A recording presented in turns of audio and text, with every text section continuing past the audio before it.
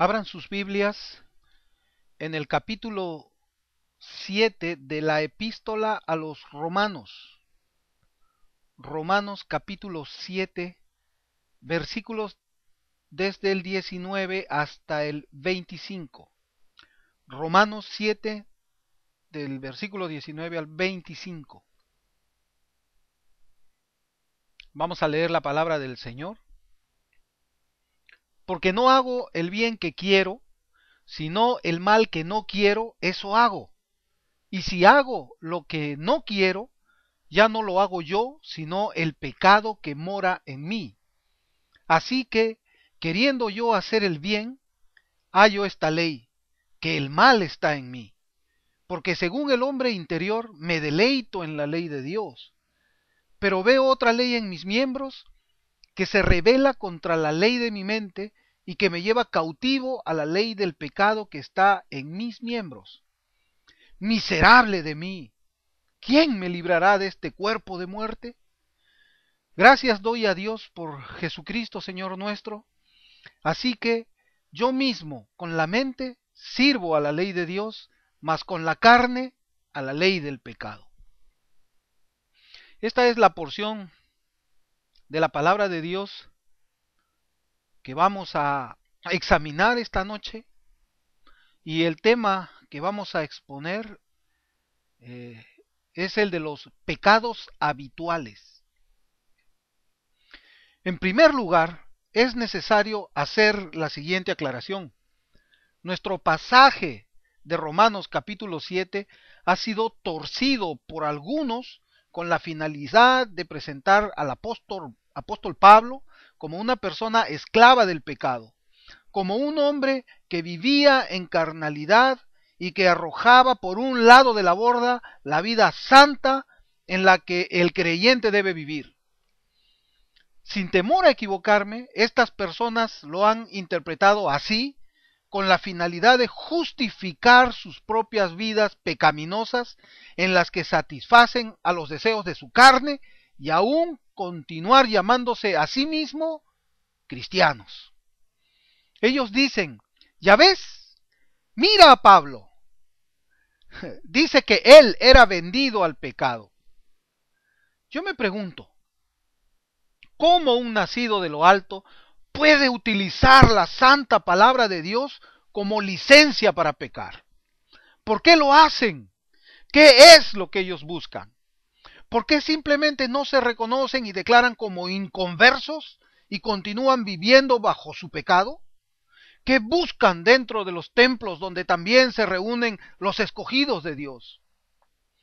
Yo me atrevo a decir, citando al autor José Ingenieros en su libro El hombre mediocre, que utilizan al cristianismo como una peluca para cubrir su calvicie moral. Cualquiera que interprete nuestros versículos de esta noche como un permiso de Dios para mantener una vida habituada al pecado, todavía está en tinieblas bajo la ira de Dios. Pero yo también entiendo que ellos han sido enseñados de esa manera, enseñados por hombres con vidas viles como las de sus seguidores, hombres de cuyas bocas se escuchan algunas palabras con sonidos bíblicos, como por ejemplo, te es necesario nacer de nuevo para entrar en el reino de los cielos. Más aún, se les puede observar enseñando en sus iglesias acerca de la santidad de Dios, hombres disfrazados de siervos de Dios, los que desde antes habían sido destinados para esta condenación, hombres impíos que convierten en libertinaje la gracia de nuestro Dios y niegan a Dios el único soberano y a nuestro Señor Jesucristo, como dice la epístola a Judas en el capítulo 1, verso 4. Sí, niegan a Dios con sus vidas y con ellas mismas dan testimonio que aún se encuentran en la esclavitud del pecado. Buscan en la Biblia con gran avidez versículos en los cuales ellos puedan justificar sus vidas llenas de podredumbre. Ignoran el versículo que dice en Romanos capítulo 11 versículo 16, si las primicias son santas, también lo es la masa restante, y si la raíz es santa, también lo son las ramas. No se dan cuenta que este mismo pasaje puede ser interpretado de manera negativa de la siguiente manera. Si las primicias son podridas, también lo es la masa restante.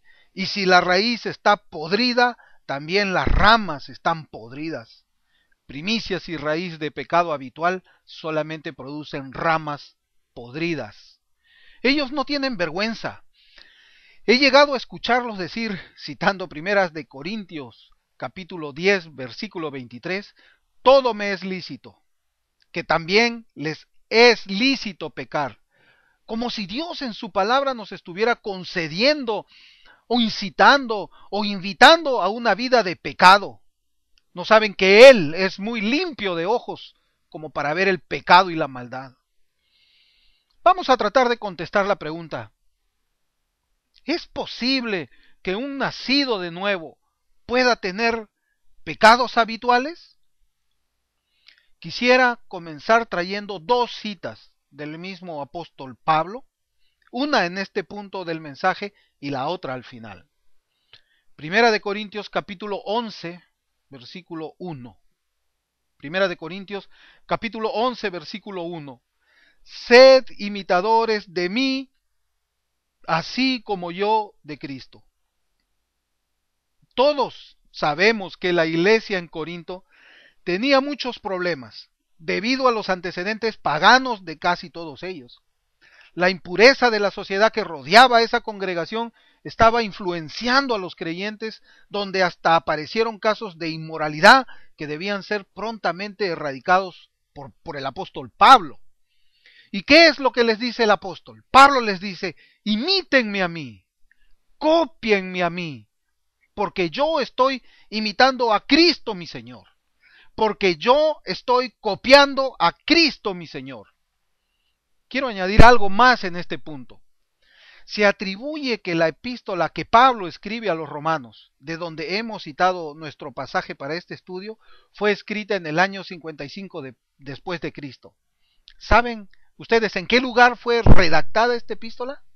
Pues fue escrita en Corinto, exactamente en el mismo lugar donde Pablo dice, imítenme, cópienme. Ahora bien, teniendo en nuestra mente que Pablo le dice a los romanos que es un hombre vendido al pecado desde Corinto, donde él también exhorta a que lo imiten, que él sea el modelo para la congregación, pues no hay que pensar mucho, hermanos. Siguiendo la línea de pensamiento hasta ahora, podemos decir que Pablo, el apóstol, habría sido un hipócrita. Otra vez nuestra pregunta. ¿Es posible que un nacido de nuevo pueda tener pecados habituales?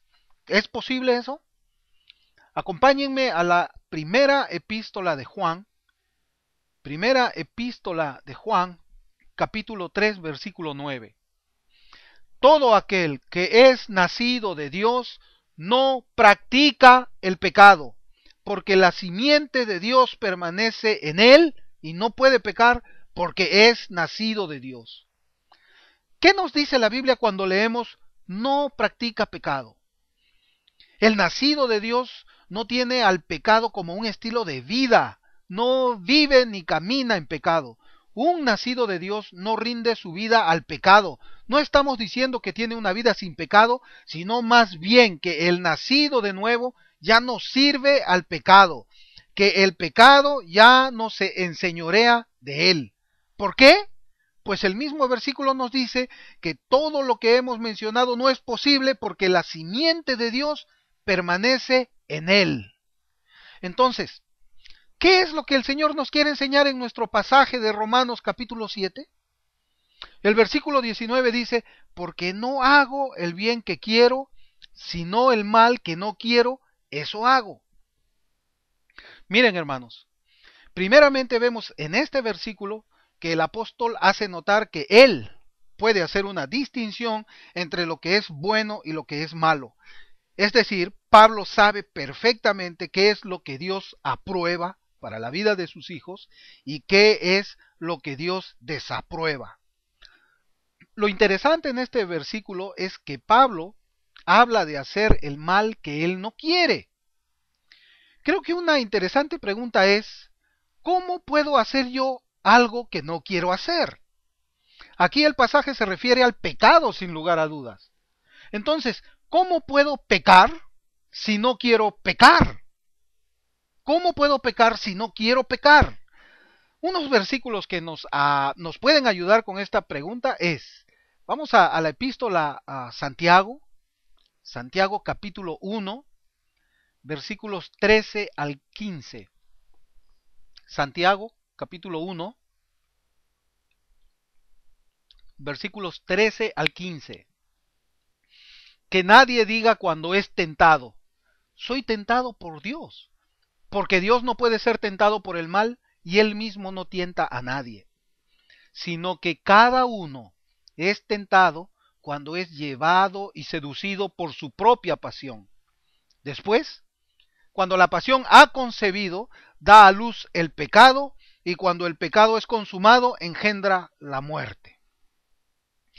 Aquí describe la Biblia cómo se lleva a cabo, cómo nace el pecado, y nos dice que comienza ¿con qué?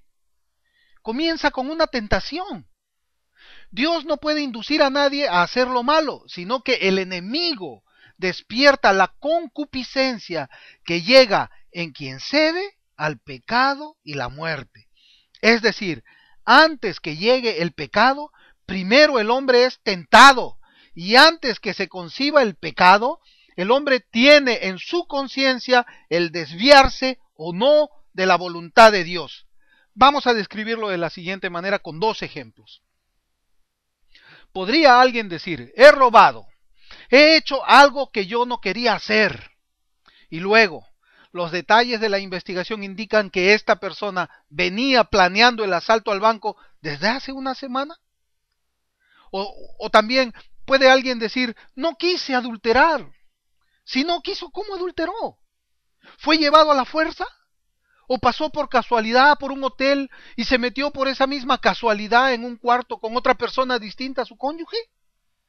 Nosotros sabemos que la casualidad no existe, pero ¿puede ocurrir esto?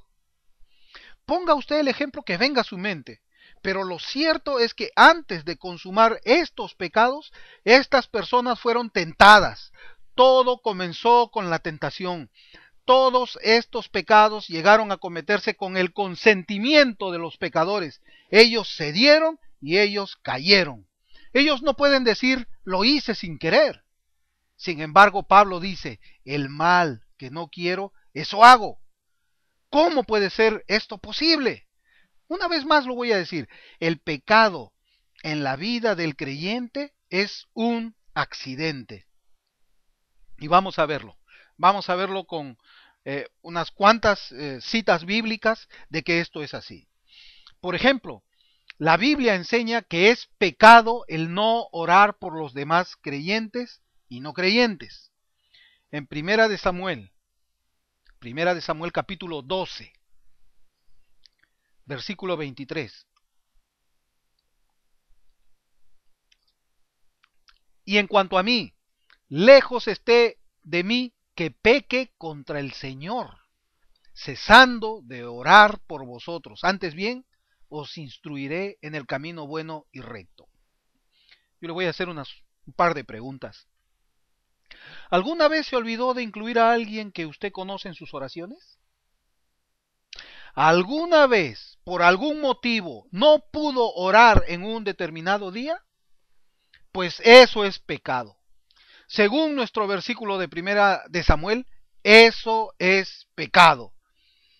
Ahora yo le voy a hacer otra pregunta. ¿Acaso fue tentado a olvidarse de orar por alguien? No, no fue tentado. Simplemente ocurrió. Usted no sabe cómo, pero así ocurrió. Otra cita bíblica, por favor.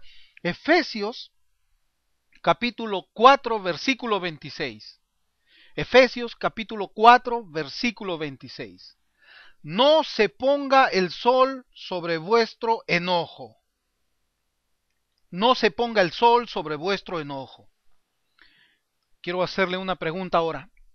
¿Alguna vez alguien le hizo algo realmente malo que estuvo usted enojado con esta persona hasta el día siguiente? ¿Alguna vez le pasó esto? Pues eso le es pecado también. Dejar de hacer lo bueno es pecado también. Pero los que encuentran en nuestro pasaje de Romanos 7 una excusa para sus vidas pecaminosas, ellos no hablan de dejar de orar por alguien, o ellos no hablan de haber estado enojado con alguien hasta el día siguiente.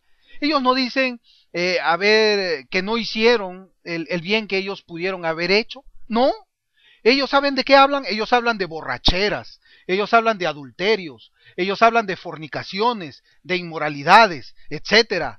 Todos aquellos pecados en los que son tentados y siempre habitualmente ceden a esas tentaciones. Ellos sí quisieron hacer lo malo y ellos no pasarán inadvertidos ante los ojos de Dios. Y quiero recalcar la palabra habitualmente, tentados y cediendo a la tentación. Un creyente puede ser tentado y pecar, pero no de manera habitual, no como un estilo de vida, ya que la Biblia nos enseña que aún el nacido de nuevo puede caer en pecado inmoral, pero no permanecer en él. La oveja puede caer en el lodo, pero se siente incómoda con el lodo en su lana y busca desprenderse de esto, que le es asqueroso lo más rápido posible, mientras que el puerco encuentra en el lodo el deleite de su vida. Cuando un creyente cede a la tentación y peca, ¿cuánto tiempo se demora el Espíritu Santo que habita en él para redarguirlo y confrontarlo con ese pecado? ¿Cuánto tiempo pasó para que Pedro sea advertido del pecado de haber negado a su Señor? ¿Un mes? ¿Una semana? ¿Un día? ¿Una hora? No, nada de eso. Fue inmediatamente después que el gallo cantó. Así, cuando el Espíritu Santo habita en el creyente, habita en el nacido de nuevo, lo redarguye inmediatamente y le da la fuerza para salir de aquello rápidamente. Además de servir al Señor ministrando su palabra, como ustedes saben, tengo un trabajo secular. El día de hoy leía yo dentro de una fábrica un aviso que decía: cualquier accidente se puede evitar. Así también creo yo que cualquier pecado se puede evitar. Ahora ustedes pueden decirme, aunque yo sé que mi vida no está bien delante de Dios, yo sé que siempre caigo en la misma tentación, pero también sé que soy salvo. Bueno, para el que piensa de esta manera, acompáñenme a la primera carta a los Corintios, capítulo 10, versículo 13. Primera de Corintios 10, 13. No os ha sobrevenido ninguna tentación que no sea humana, pero fiel es Dios, que no os dejará ser tentados más de lo que podéis resistir, sino que dará también, juntamente con la tentación, la salida para que podáis soportar. Pregunta: ¿a quiénes Dios no dejará ser tentados más de lo que pueden resistir? ¿A sus hijos o a los mundanos? Dios solamente da la salida a sus hijos. Los demás, incluyendo al mal llamado cristiano carnal, continúan viviendo sus vidas entregadas al pecado y a la muerte eterna. El versículo 7 de este capítulo 7, el versículo 20 de este capítulo 7 de Romanos dice: y si hago lo que no quiero, ya no lo hago yo, sino el pecado que mora en mí. Aquí Pablo se refiere a los restos de la naturaleza pecaminosa que aún quedan en el creyente, la carne. La expresión carne en sentido moral significa la oposición a Dios. Yo quisiera recordarles lo siguiente: nuestro cuerpo carnal está eliminado de la participación en el reino de Dios. Recién cuando llega a ser transformado en incorruptible e inmortal, participará en el reino de los cielos. Nuestro cuerpo es cuerpo de pecado, y en el creyente este cuerpo debe estar crucificado, es decir, muriendo lentamente, debilitado, de tal forma que sus deseos y pasiones no sean más fuertes que el Espíritu de Dios que mora dentro del creyente. Acompáñenme a Romanos capítulo 6, versículo 6. La Escritura dice: sabiendo esto, que nuestro viejo hombre fue crucificado juntamente con él, para que el cuerpo del pecado sea destruido, a fin de que no sirvamos más al pecado. ¿Quién es el que no va a servir más al pecado? Pues el regenerado, el nacido de nuevo. Un inconverso no puede dejar de servir al pecado.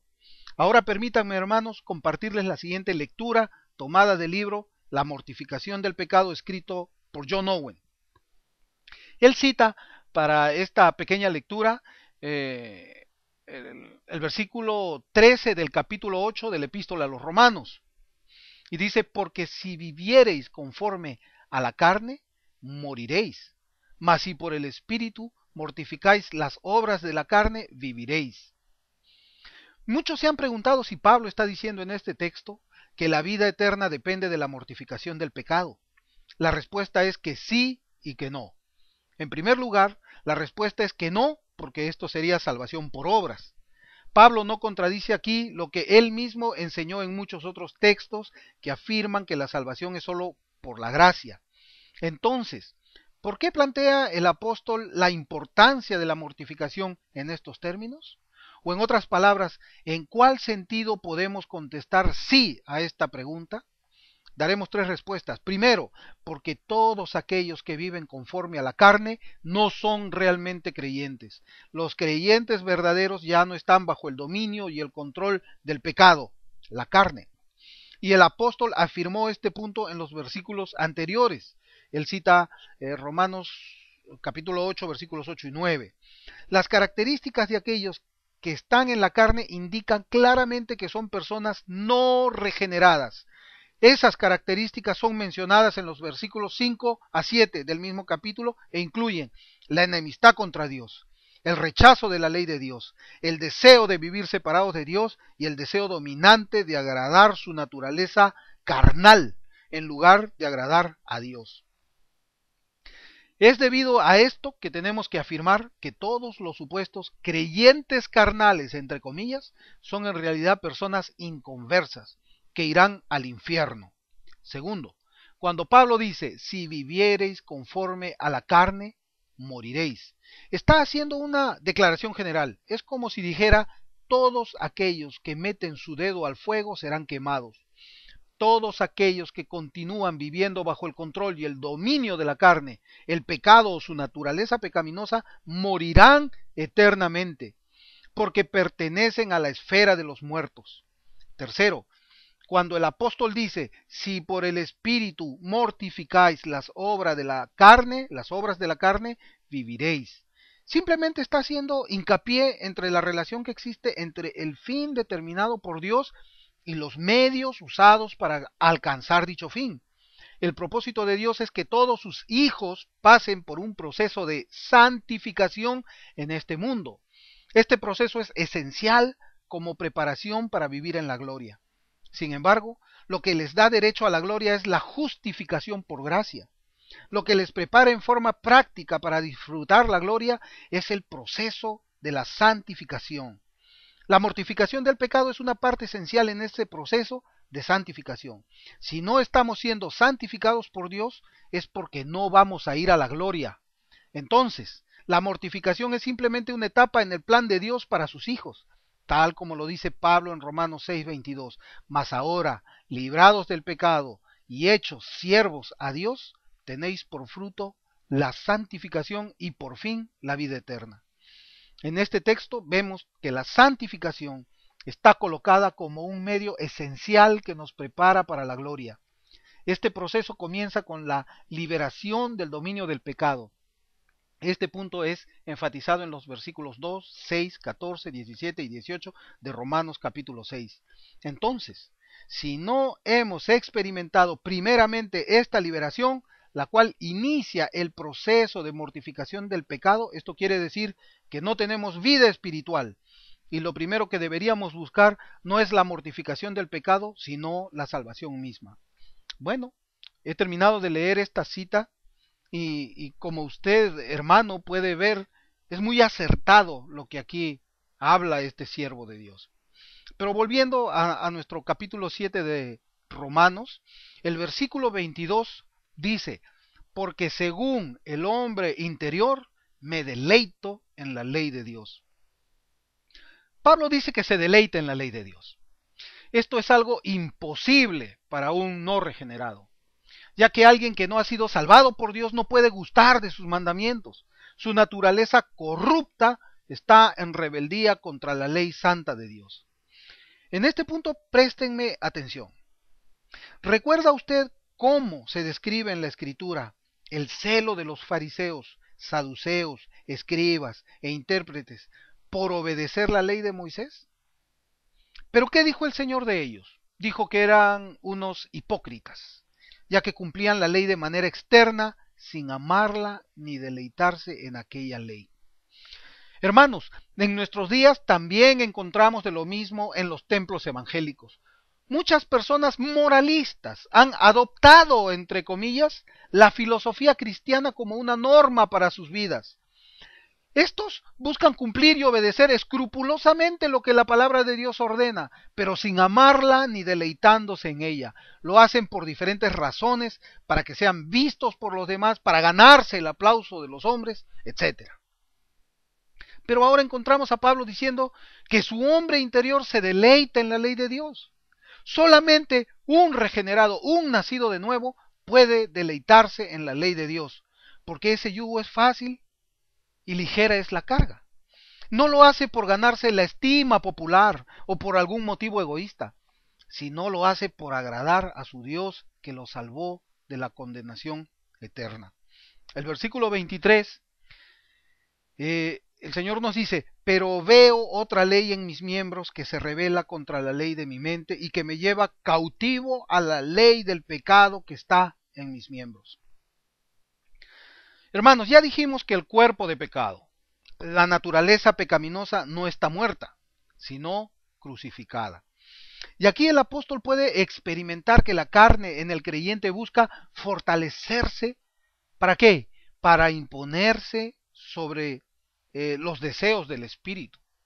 La ley de sus miembros demanda obediencia y los deseos de la carne. Esta ley o principio se opone a la ley de Dios. No es la ley mosaica, no es la ley de Moisés, porque el mandamiento de Dios es santo y bueno, sino es la ley del pecado y de la muerte.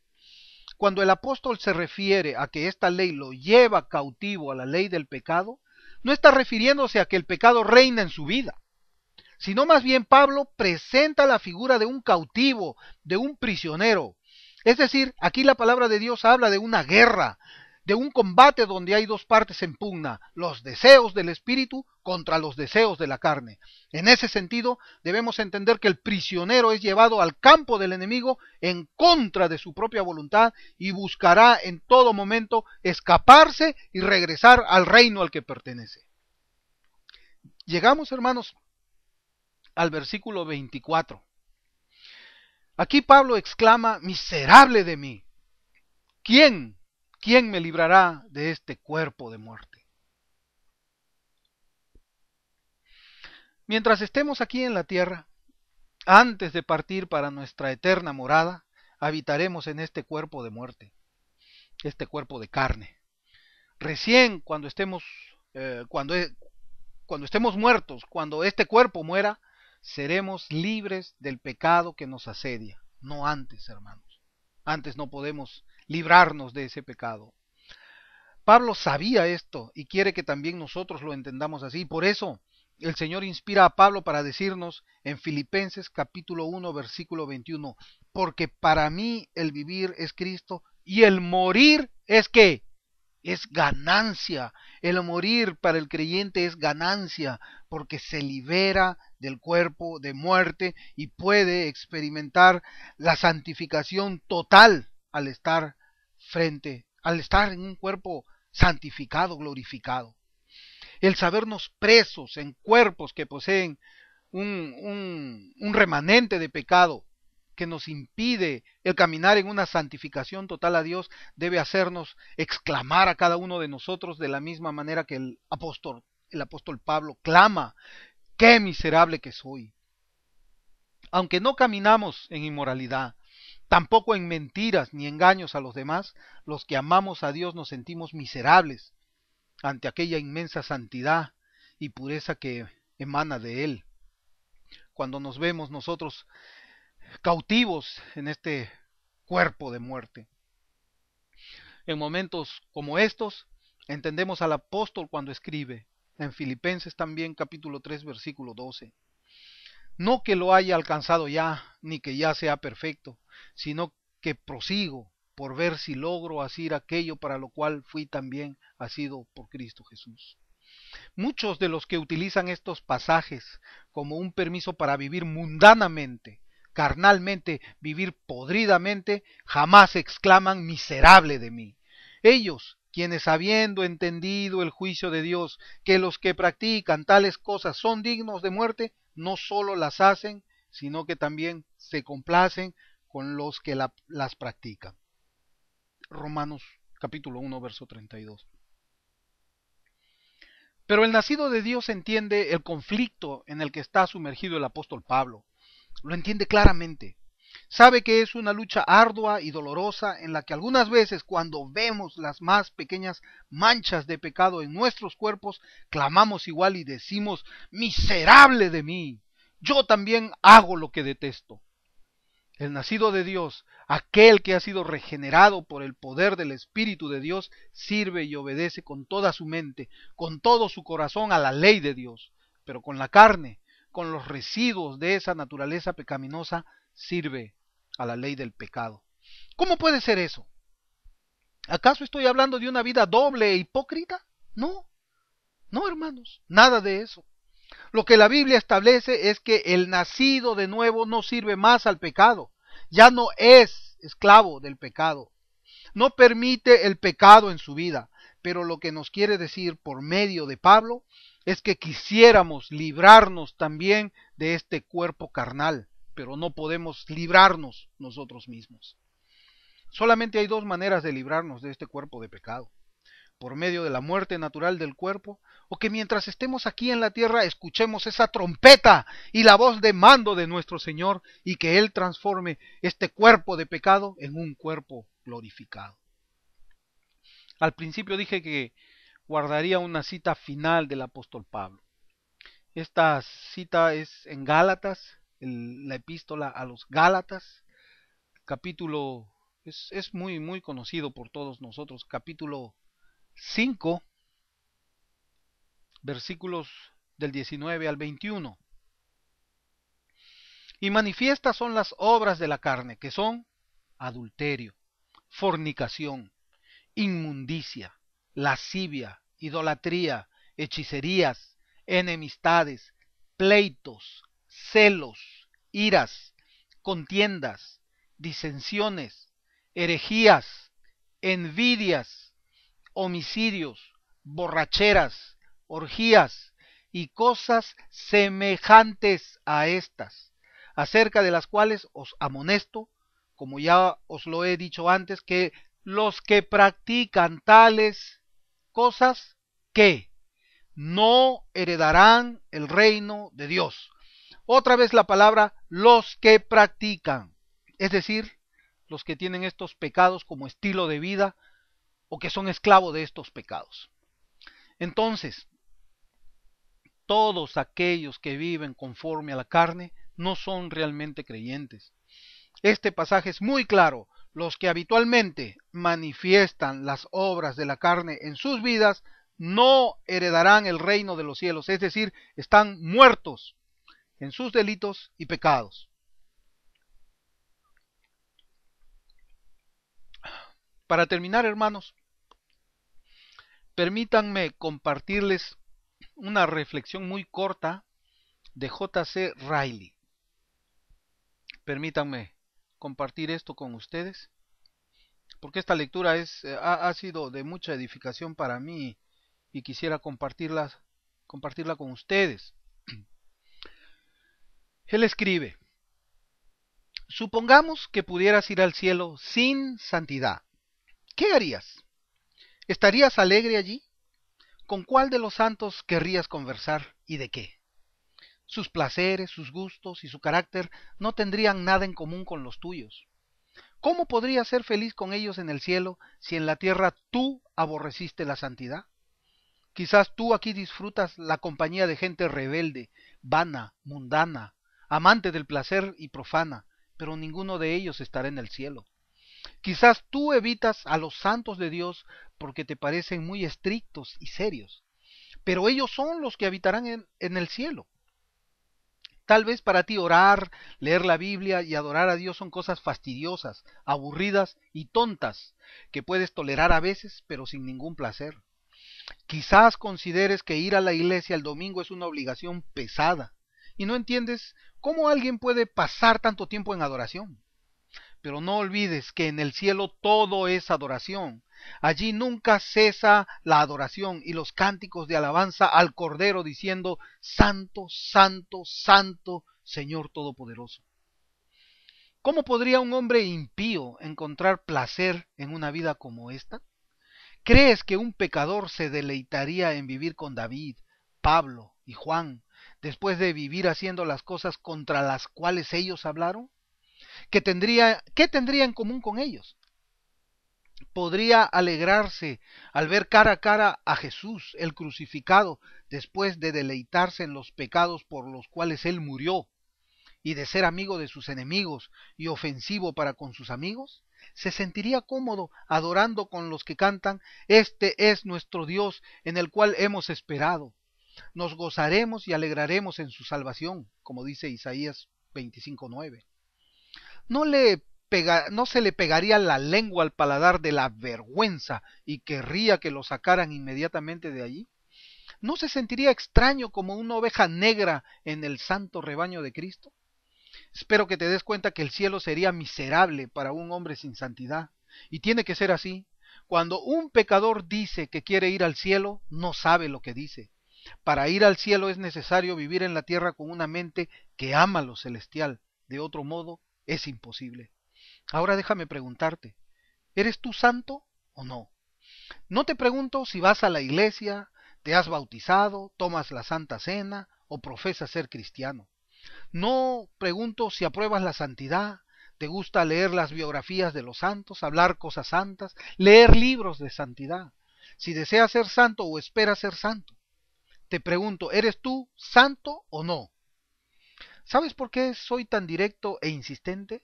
Porque la Escritura dice, sin santidad nadie verá al Señor.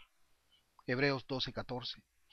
Cuando leo esas palabras tan penetrantes y escudriñadoras, pienso en las multitudes que viven en la iniquidad y en los que son cristianos solo de nombre.